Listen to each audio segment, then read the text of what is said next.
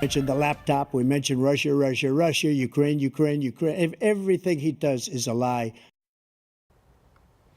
Well, that was a rematch 4 years in the making. It was a 90-minute event giving voters a chance to compare Donald Trump and Joe Biden side by side again. A lot of reaction this morning, as you can imagine. At times, President Biden's voice was shaky and raspy, and former President Trump repeatedly offered up false or misleading statements. Jared Hill gives us a recap. In a presidential debate rematch 4 years in the making, a stark contrast in style and tone.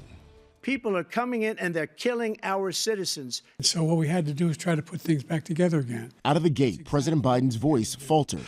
We brought out The 81-year-old spoke quietly and several times seemed to lose his train of thought. If we finally beat Medicare. Mid-debate, his campaign said he was fighting a cold. On January 6th, we were respected all over the world. Trump's performance was bombastic, but the 78-year-old's statements were frequently false. He's willing to, as we say, rip the baby out of the womb in the 9th month and kill the baby. The presumptive Republican presidential nominee also avoided answering many questions.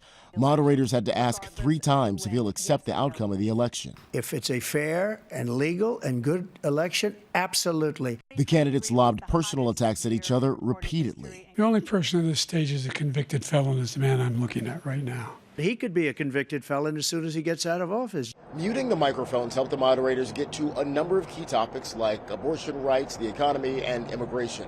The only real heated back and forth between the candidates was about their golf games. That's the biggest lie, that he's a 6 handicap of all. I was at 8 handicap. Yeah. As Americans watched across the country, undecided voters we heard from said the debate didn't help them make up their minds. I wish it would have.